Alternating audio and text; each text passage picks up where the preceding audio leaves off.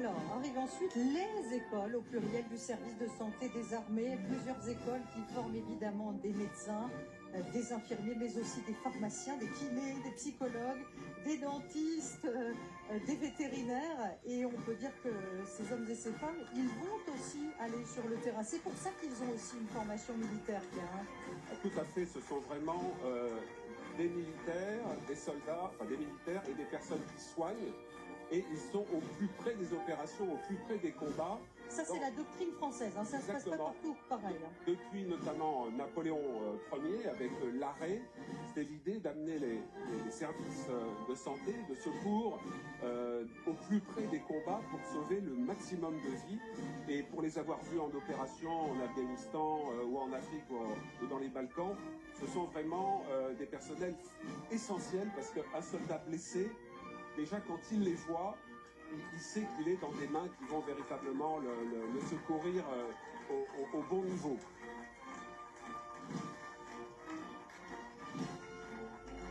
Voilà, avec le symbole du caducée qui était porté sur la casquette. Vous apercevez maintenant l'école de gendarmerie de Tulle, les sous-officiers et gendarmes adjoints volontaires. Un mot de la gendarmerie tout de même, avec 3 chiffres qui expliquent tout.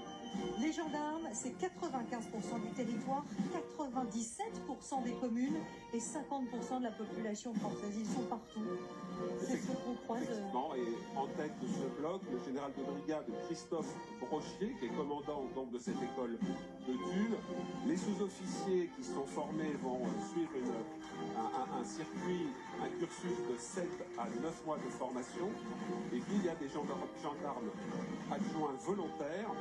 On les reconnaît parce qu'ils ont un liseré bleu sur leur képi. Eux, ils vont suivre 13 semaines de formation.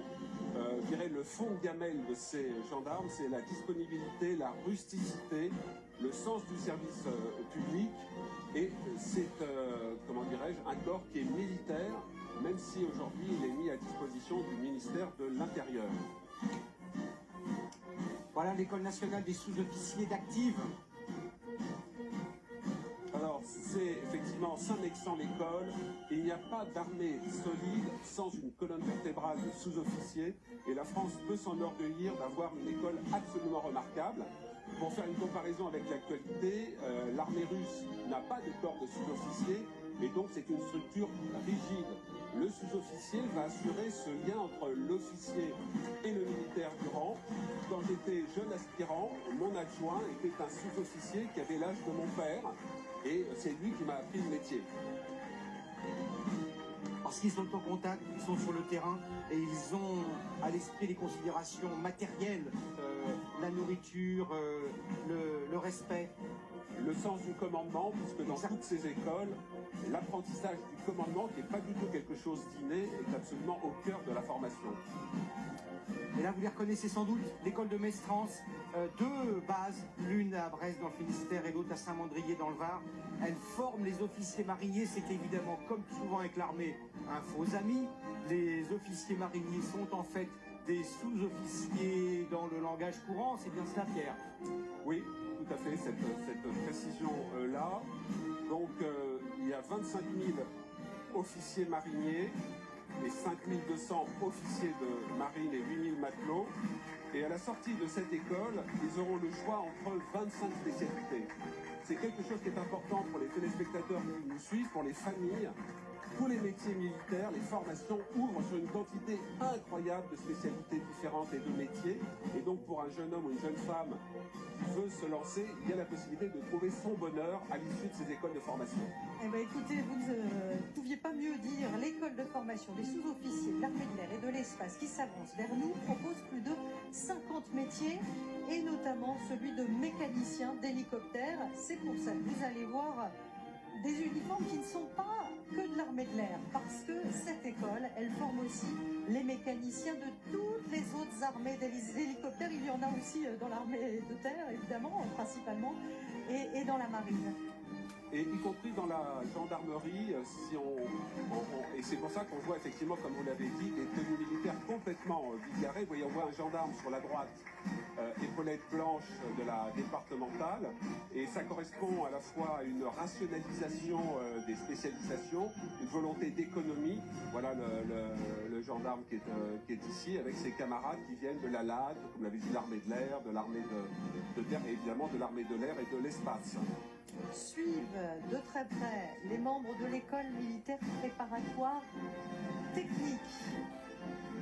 Alors ça, on peut le résumer en disant que c'est un lycée pro, qu'ils acceptent des élèves qui sont en train de passer le bac et qui l'ont d'ailleurs passé brillamment.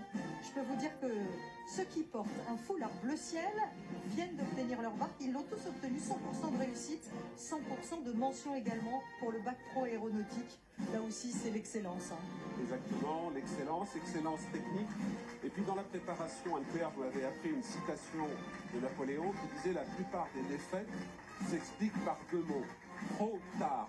Eh bien, eux, ils sont là pour que l'on gagne avant, comment dirais-je, l'attaque de nos ennemis. Donc c'est gagner du temps. C'est le combat collaboratif, notamment avec le programme Scorpion, dont je reparlerai un peu plus tard. Voilà, les personnes qui vont défiler, vous les voyez à quelques exceptions près, sont les plus jeunes de ce défilé du 14 juillet. Ils ont entre 16 et 18 ans. Ils sont élèves à l'école des Mousses. Et l'homme qui dirige ce détachement lui-même était Mousse. Il a grandi, il a gravi tous les échelons. Cette école des Mousses, elle a disparu pendant longtemps et a été recréée. Elle a été rouverte grâce à une philanthrope qui a donné l'argent nécessaire. Absolument, c'est une histoire incroyable. Effectivement, Madame Léone Noël Meyer a estimé que la disparition de cette école était vraiment dommageable à l'ascenseur social, qui est un marqueur de toute cette unité. Et en 2009, elle a poussé, elle a mis de l'argent, et cette école des Mousses a été recréée. Et comme vous l'avez dit, on peut commencer Mousse et terminer Amiral. Il y a d'autres exemples avec les Arpettes que l'on va voir plus tard, où certains ont commencé à 15 ans et peuvent terminer Général 5 étoiles. Vous parliez des Arpettes, les voici, l'école d'enseignement technique de l'armée, de l'air et de l'espace. Un terme très long pour résumer une réalité assez simple. C'est une école d'enseignement technique de l'armée, de l'air et de l'espace. Elle est basée à Saintes, en Charente-Maritime, et elle prend des élèves très jeunes, à 16 ans. 16 ans, donc pas encore le bac, des jeunes qui vont démarrer, je dirais, ex nihilo, entre guillemets, mais pas complètement, parce que c'est leur personnalité qui va être testée, appréciée pour rentrer dans cette école, pour voir leur potentiel d'engagement, et ils peuvent faire une très belle carrière. La preuve, certains finissent même à la télévision, Pierre. Et il nous est très cher, notre ami Jean-Claude Narcy, absolument, qui en parle avec beaucoup d'émotion des années après. S'il a réussi, s'il a eu les moyens d'apprendre, eh bien c'est grâce à cette école-là, et je crois qu'il lui est redevable à vie. Exactement, Jean-Claude Narcy, qui est commandeur de la Légion d'honneur et qui a commencé à cette école il y a quelques années, on ne dira pas combien, tout à fait au bas de l'échelle. Le premier et le deuxième régiment d'infanterie de la garde républicaine. Le premier est au service de la présidence, du président de la République. Le deuxième, c'est la seule force armée à militaire pénétrée dans les enceintes parlementaires. Et par les temps qui courent, on va beaucoup parler de l'Assemblée nationale. Et bien, ces hommes et ces femmes seront ceux qui accompagneront les présidents de séance, le futur président de l'Assemblée nationale. Et pourquoi est-ce la seule force à être habilitée à entrer dans un tel endroit ? Eh bien parce que la France, enfin les Républicains avaient été traumatisés par le coup d'État de Louis-Napoléon Bonaparte. Le 2 décembre 1851, la force armée avait pénétré dans la Chambre des députés. Depuis cette époque, il était interdit à tout corps militaire de pénétrer dans les enceintes parlementaires, sauf la garde républicaine qui était justement chargée de la protection de ces lieux où palpite le cœur de la démocratie. En tête, on a vu les deux colonels qui portent sur leur shako une aigrette blanche, qui est justement le symbole de leur commandement, de leur rang de colonel. C'est un héritage de l'Ancien Régime. Alors que la patrouille de France, Alpha Jet, avec notre camarade qui est à bord, Jeanne Cancard, s'apprête à décoller, regardez, c'est très intéressant, regardez ce régiment, c'est le 35e régiment d'infanterie. Il porte sur ses épaules 4 siècles d'histoire militaire française. Confirmez-moi, Pierre, il a été fondé en 1604 sous Henri IV. Ouais. Il s'est métamorphosé et aujourd'hui c'est un des premiers à expérimenter même une forme de volontariat assez novatrice.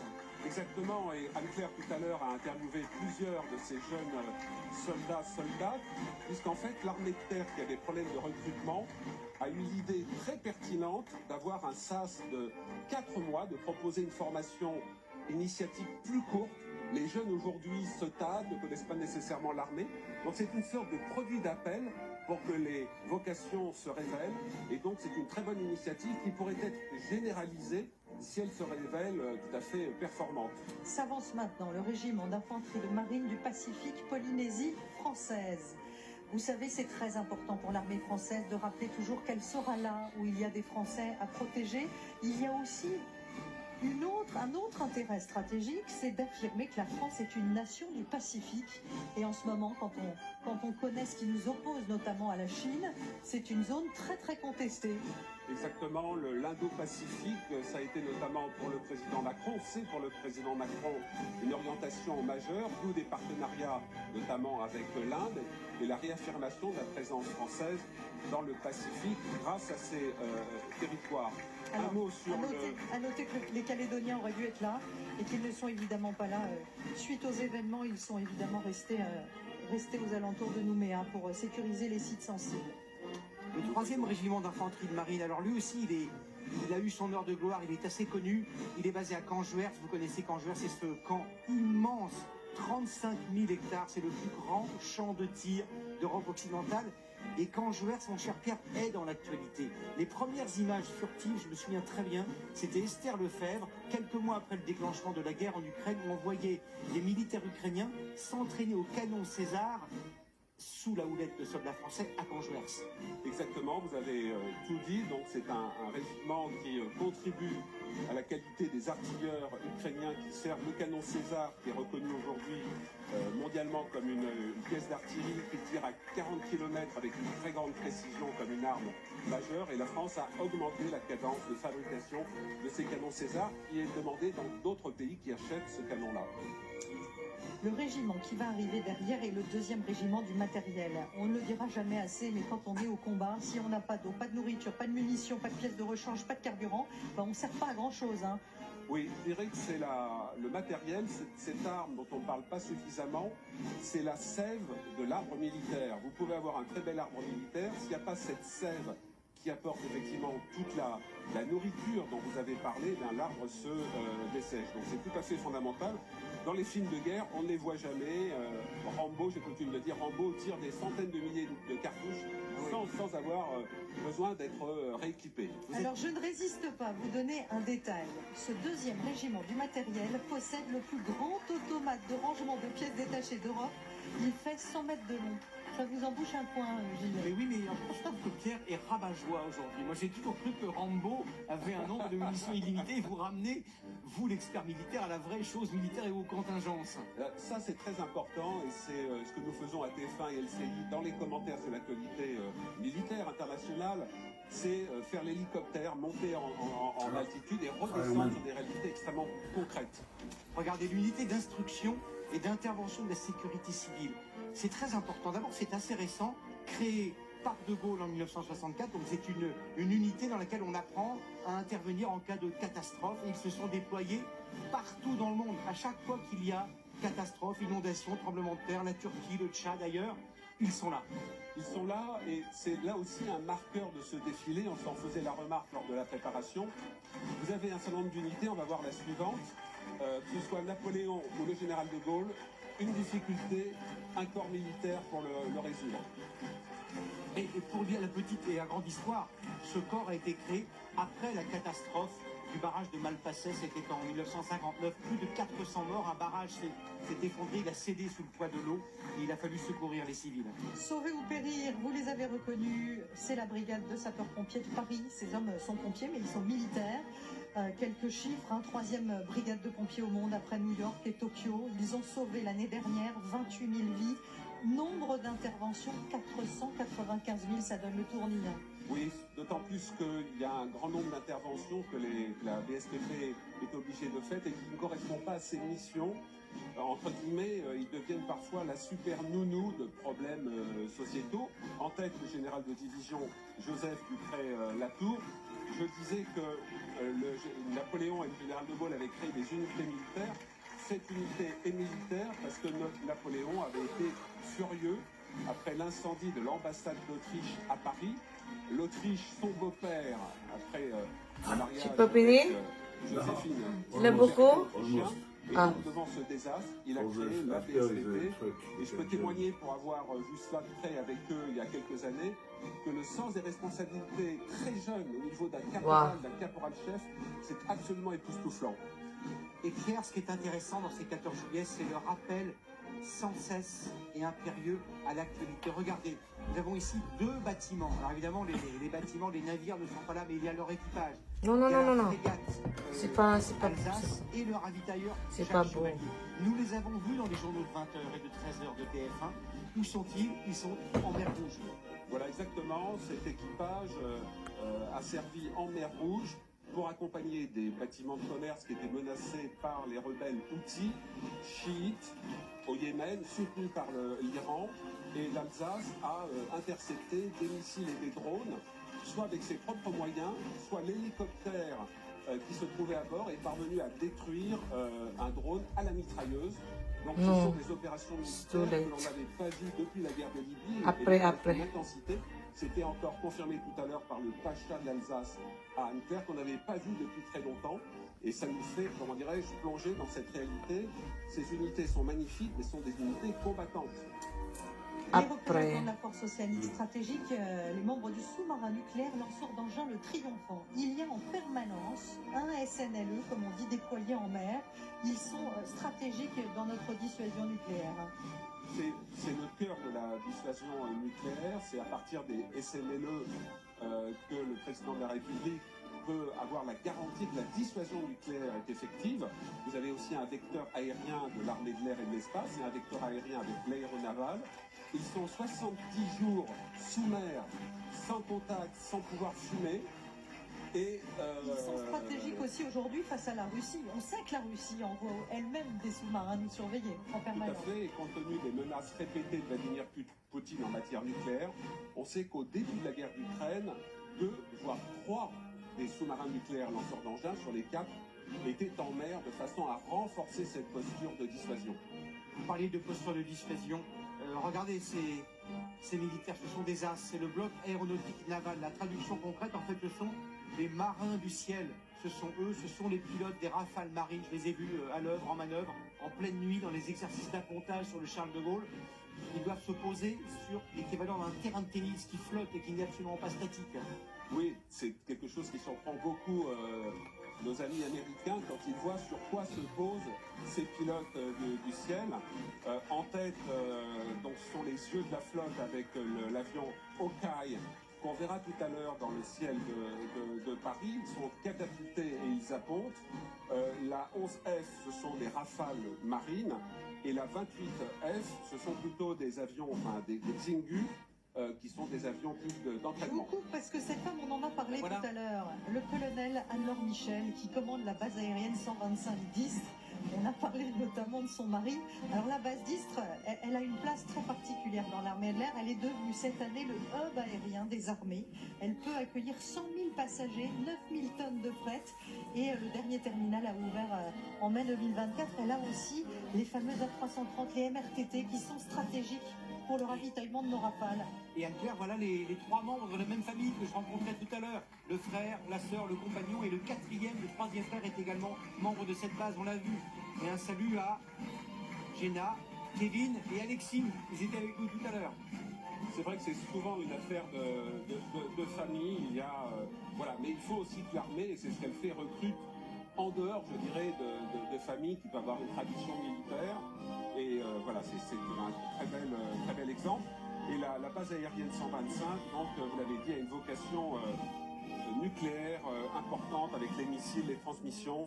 Alors, arrive maintenant en 3 blocs séparés le bloc Outre-mer. Nous allons avoir la base aérienne qui est 367, qui est basée en Guyane, qui fait beaucoup des missions très différentes. Évidemment, quand il y a des alertes cyclones, ils sont mobilisés, ils luttent contre la pêche illégale, contre l'orpaillage illégal, ils assurent assure également la surveillance du centre spatial et on en a parlé récemment avec Ariane 6 pour son premier vol.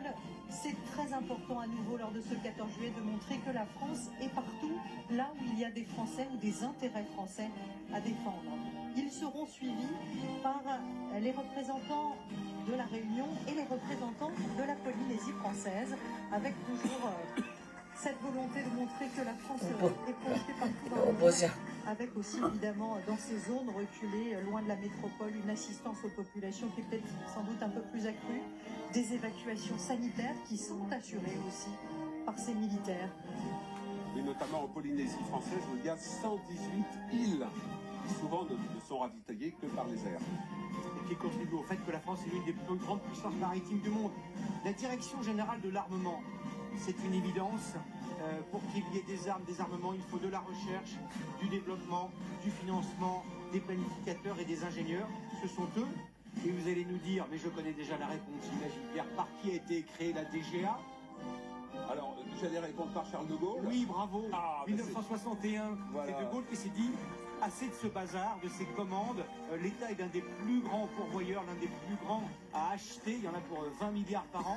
Eh bien, il faut rationaliser tout ça. 1961. Voilà, et la DGA, sauf erreur de ma part, c'est la première fois qu'ils défilent.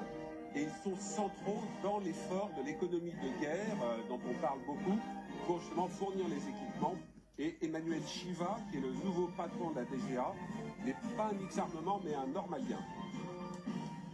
Et la direction interarmée des réseaux d'infrastructures et des systèmes d'information, ça a l'air très compliqué. C'est extrêmement simple. C'est l'opérateur informatique et téléphonique des armées, mais c'est pas comme un opérateur civil, c'est autre chose, puisque la confidentialité, la sécurité absolue sont indispensables. La France n'a pas que des amis, on nous écoute, il y a des grandes oreilles, et ces militaires communiquent grâce à cette direction. Voilà, quand dans n'importe quel état-major, si vos systèmes d'information sont attaqués, sont cyber-attaqués par des ennemis, si vous ne pouvez plus vous parler et recevoir de l'information, vous avez une partie de votre puissance qui est cassée. Et l'histoire militaire est remplie jusqu'à ce jour d'écoute et d'interception. Le service de santé des armées, si précieux auprès de nos combattants, il a été créé en 1708 par Louis XIV qui trouvait que finalement c'était bien pratique de réparer ses soldats parce qu'on pouvait éventuellement les renvoyer au front. Et ils sont les héritiers de cette école, avec aussi un laboratoire de recherche. Je ne sais pas, c'est que par exemple, un plasma lyophilisé qui est envoyé sur des théâtres d'opération où on n'a pas forcément des poches de sang, il y a un blessé à soigner. Il travaille également à un projet de peau synthétique et c'est vrai que souvent les militaires blessés font avancer les progrès médicaux qui servent aussi un jour. Satori Alka, il y a 2 jours, c'est elle, vice-championne du monde de handball, qui essaie de mener de front les deux choses, cette carrière dans l'armée et le sport. Elle y Le arrive. sport très important dans la reconstruction des blessés de l'armée. Par les temps qui courent, avec les périls que nous allons peut-être aborder avec les Jeux Olympiques, très important. La direction générale de la police nationale, qui sera suivie, vous allez le voir dans un instant, de l'école supérieure de police, là où on forme les commissaires, et de l'école de police où on forme les policiers, les gardiens de la paix, comme on disait il n'y a pas si longtemps. L'une est basée à Saint-Cyr-au-Mont-d'Or, l'autre est basée à Armand, la troisième à Paris. Voilà qui est très important, Pierre, aussi, le maintien de l'ordre, c'est tout simple. Oui, un mot sur les commissaires. C'est un recrutement qui est très ouvert. Il y a eu une époque, par exemple, un élève commissaire qui avait un doctorat de philosophie. Ce ne sont pas que des juristes. Et sur ce plan-là, une petite réflexion des militaires. Les militaires sont toujours très surpris qu'on puisse devenir général sur concours. Un commissaire rentre tout de suite à un très haut niveau. Alors, comment dirais-je, pas de comparaison malveillante, mais du côté de l'armée, vous commencez jeune officier ou sous-officier et vous grimpez jusqu'au grade de général. C'est pas complètement la même formation, le même esprit. Vous me corrigez, il y a à peu près 150 000 policiers et 100 000 gendarmes en France, c'est ça, Pierre? Oui. 150 000 policiers, 100 000 gendarmes, c'est le ratio. Et Las ils vont police. être sollicités cet été autour des Jeux Olympiques. Police. Ô combien? C'est quoi ça? Chaque jour. Le GMP Ah, nous disait que la Police. mobilisation des forces de l'ordre est Ayan, nandito na ang fois police. supérieure à ce qu'elle est en temps normal. C'est absolument prodigieux l'effort qu'on leur a demandé. Évidemment des vacances annulées, évidemment une mobilisation totale au moment des épreuves. Il y aura donc certains jours 50 000 policiers mobilisés, 50 000, et de manière plus routinière, entre 30 et nandito 35 000. pala C'est sila absolument patapos. incroyable. Il y a tous les sites olympiques à sécuriser.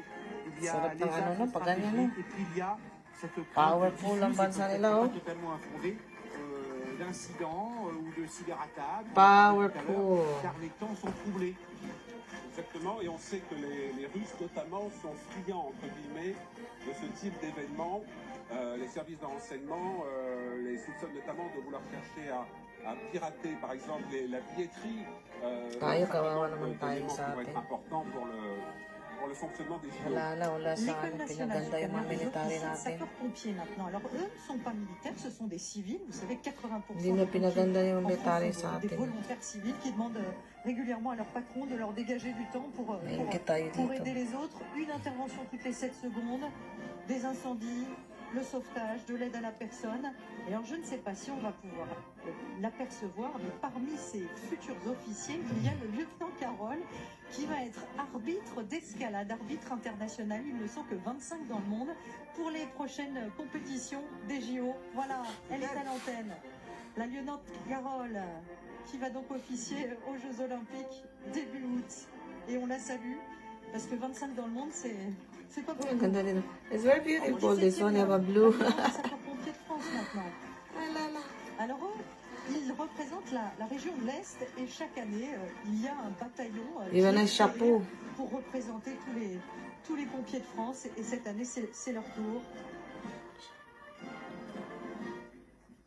Et donc ils assurent la protection des personnes, des biens, des animaux, de l'environnement Et c'est ce contre qu'on les disait, hein. sinistres et catastrophes. C'est ce qu'on disait tout à l'heure, les pompiers sont aussi devenus la rustine d'un système social qui craque d'un peu partout, d'un hôpital Ayun na sila. qui ne peut plus accueillir davantage. On les a suivis sur le Ouais, terrain. Je peux bonne vous dire que ce sont des moments très émouvants quand vous voyez des jeunes pompiers d'une Bataillon vingtaine des d'années sapeurs.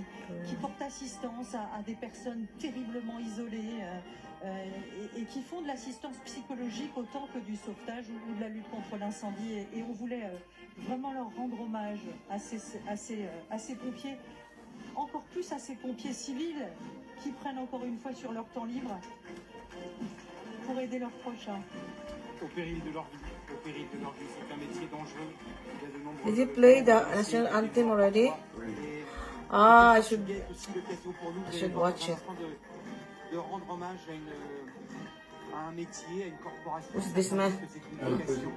Macron, il est French président. Nasa ba president? Ay, hindi nakuha natin yung picture ng president pala, guys. Yan ang palang president nila Qui dito. ont vécu une année de deuil le 14 mai dernier sur un péage de l'autoroute Macron. à Incarville. Deux des Macron. leurs sont morts. Fabrice Moello avait 52 ans, Arnaud Garcia avait 34 ans. Ils ont été tués par un commando qui a libéré un Administration. multiple reprises de justice, condamné à de multiples reprises Mohamed Amra. Jail? Toujours Ah, sa en prison à to. laquelle nous parlons. C'est la première fois depuis plus de 30 ans, Mga ano, en 1992, que des agents de la responsible sa mga prisoner. Oui, surtout au cours They're d'une working in the opération prisoner. vraiment commando, quasiment militaire dans l'organisation, le séquençage pour arriver à bloquer les véhicules de l'administration pénitentiaire. Évidemment, nous avons une pensée pour les familles endeuillées. Ayan ang mga ano nila sa mga jail na Ce corps qui joue un rôle très important military, dans police. pour la surveillance des radicalisés, de ceux qui ont eu des Ganda. actions djihado-terroristes. Ah, les douaniers, vous les voyez, la direction générale des douanes et des droits indiens. Ay, the custom, guys. Sont sur le pied de guerre, ils ont fort Ayan, à si faire. custom. Pierre et Anne-Claire, Mababait dans les siya si jeunes custom années, eh. Basta mag-bonjour ka lang. 15 millions de voyageurs étrangers, dits touristes habituels. I said they're kind. Regardez les They're kind if you say hello to them. voyageurs attendus cet été, et puis une recrudescence Wow. de drogue, de cigarettes de contrebande, de 3 chiffres, 92 Custom. tonnes de stupéfiants, 520 tonnes de tabac, 20 tonnes de contrefaçon. Ils sont vraiment partout, Pierre, en ce Eh, le président, en cet été ah, 2024. président. Oui, on a vu un Pogi reportage president. journal télévisé jeudi soir, justement sur la lutte contre les contrefaçons. On voit, et évidemment avec cet afflux de population, le risque d'avoir la multiplication de ces actions anti-évasion des douaniers est essentiel. À noter qu'il y a 15 douaniers qui sont Foreign Legion. et qui sont présents Special dans les Foreign Legion. Foreign Legion. Foreign region Le daw. temps s'est considérablement ralenti. They have their own music. Regardez ceci. Le On te pionnier listen. de la Légion You étrangère will play it? arrive avec Yeah. leurs 88 pas par minute contre 120 Special. pour les autres régiments. Pourquoi cette différence, Pierre? Je vais prendre le temps de l'expliquer. Et voilà exactement, la Légion nous invite à tout d'un coup ralentir le rythme et prendre un peu plus notre temps. Alors, à l'origine de la création de la Légion étrangère, la France a intégré des régiments qui déjà Ayan na. étaient des régiments It's qui all rendaient foreigners. serment à la France. Foreigners? Ang ganda ng ano nila. Ang daming medal, oh. Kita niyo sa mga medal. que les Français. Et finalement, cette nouvelle légion Foreigner daw s'est to lahat. calée sur ce Means pas, hindi ano. allemand pour en faire Oh. un signe distinctif. De la même façon, le képi blanc est devenu un Itagarito. symbole mondial. Tout le monde sait ce que c'est que le képi blanc. À l'origine, il n'existait pas. Les légionnaires portaient un képi d'infanterie de couleur bleu foncé.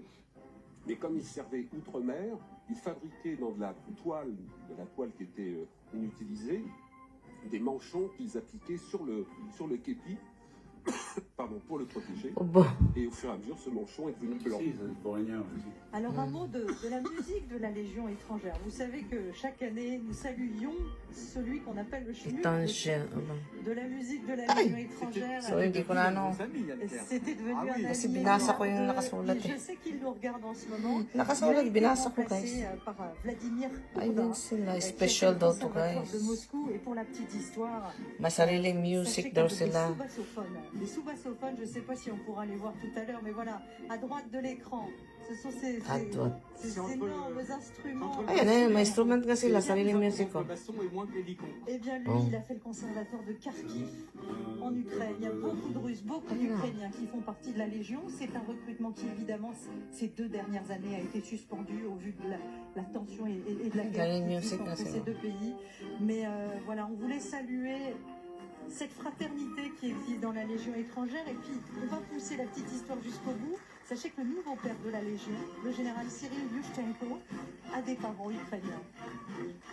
Et Ah, sila. ces musiciens étaient en Inde. Il y a They quelques have in mois you. pour la fête nationale indienne, lorsqu'Emmanuel Macron s'est rendu en visite officielle là-bas. Voilà, Le choc des cultures, hein, quand même. Hein. Oui, Non. effectivement. Et nous avions accueilli l'armée indienne précédent 14 juillet. Tambour major, c'est lui qui donne le rythme. Et Yes, on a ngawit na yung également kamay ce ko. qu'on appelle le chapeau chinois. Tagal natapos ang video nila. C'est un symbole traditionnel de la fanfare de la Légion La étrangère. fête De nationale. part et d'autre, 2 queues de cheval qu'on appelle des July digues. 14. Et ça, c'est plutôt une tradition ottomane. Suivent derrière les hommes du 1er régiment étranger. Ano talaga cavalier. ito na celebrate? C'est Memorable. un régiment qui est très sollicité Basti sur, Day. sur les théâtres d'opération qui viennent de rentrer d'Estonie. Oui. Expliquez-nous quelles sont les missions des Français qui partent sur Revolution sur le front est. Celebration. J'allais dire, évidemment, nous ne sommes pas en guerre contre la May Russie. pinag-aralan ko rin mais dito sa avec school de eh. nombreuses troupes positionnées Alam ko dito. dans l'est de l'Europe.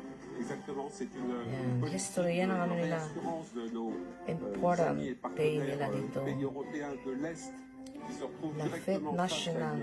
un territoire en conflit et le 14 premier régiment étranger juillet. de cavalerie qui pendant longtemps était porté par des AMX-10 RC, des blindés Si ano légers. yan. Ces blindés légers ont été donnés par la France à l'Ukraine et aujourd'hui donc ils sont montés sur les Jaguars. Ayan, wipe siguro. Qui sont Ah, des nandito engins na blindés siya. de reconnaissance et de Sa combat Arc de Triomphe. extrêmement moderne. Le Arc surnom de de ce Triomphe. régiment, et vous le savez puisque la Ayun, ang mga tao. O guys, oh, hindi ako sumali. Oh, ayoko na na. Ay ko na Et dyan, c'est na-experience ko alors na du chapeau dyan. chinois, de cette musique Nakakapagod influence kasi ottomane. tayo ka ng tayo C'est dyan eh. c'est ouvert sur le monde. Le silence Tapos hindi mo mapanakita pag nasa likod ka. sur ce bas de l'avenue Foch. Wait a minute. Sinon, ce qui précède le vomissement. Pag makita mo C'est ano, pour ça qu'on en profite. Le gouverneur makita mo militaire, siya no, le général Christophe Laval, kasi concentré. sa ano ka, Vous savez que c'est Baka lui qui ka bang organise ce gising, huwag défilé. na. L'enjeu est donc important. Yun na sila. Oh. Regardez, encore 10 euros It's going to airplane now. Ah, nasa airplane na tayo. présidence, avec eh bien, le défilé aérien qui va débuter dans quelques instants. Défilé aérien, on l'a vu, nous étions en première loge. L'une de nos reporters était avec la patrouille de France, une autre était dans un A400M. Eh bien, ce défilé aérien, de manière exceptionnelle cette année, est en quelque sorte coupé en deux. Et vous allez voir les autres aéronefs qui vont défiler dans le ciel de Paris à une altitude très basse, artificiellement basse, entre 240 et 300 mètres d'altitude. Avec ce dernier morceau musical.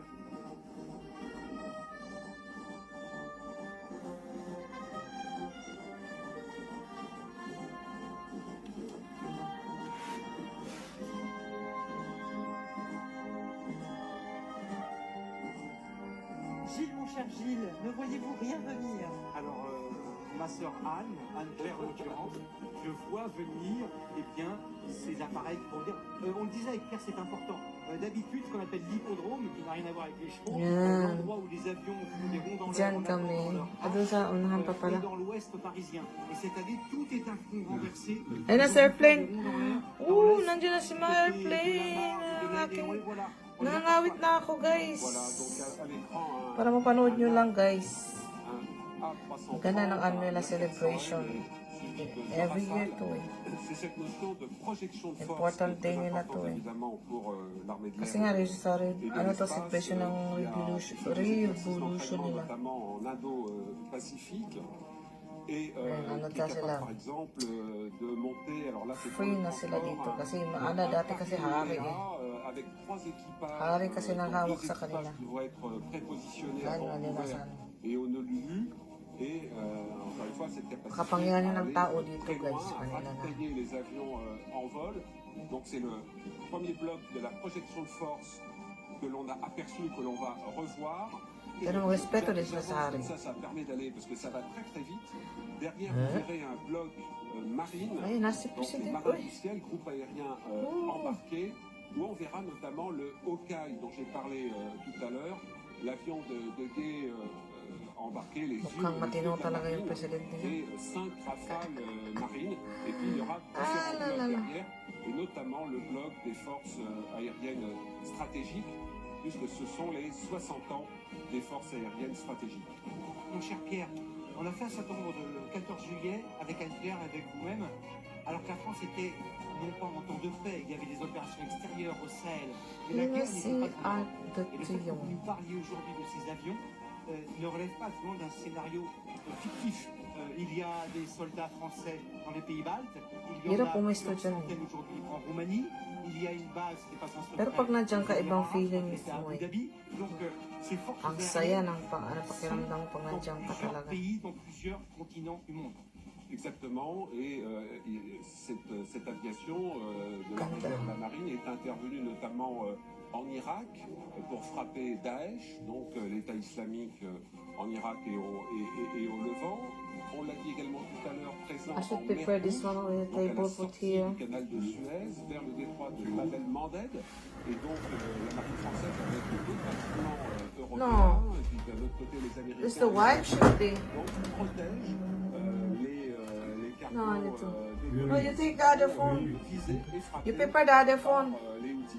Et donc l'armée française qui est équipée donc de Rafale marine, qui est encore équipée de certains mirages, dont une partie va Ayan na, start ang être ano, procédée, ou en tout cas airplane. utilisée sur le front ukrainien, ce qui d'ailleurs a divisé une partie de la classe politique française. Airplane. Que faut-il Dati faire? nasa school ako nag-practice sila eh. Jusqu'où doivent-ils Naka-video nga ako kaya lang hindi ko na. Oui, alors à l'écran, juste, vous voyez la c'est 400N, c'est on a même. très bien vu tout à l'heure, frappe ouverte, qui a la particularité d'avoir 4 hélices.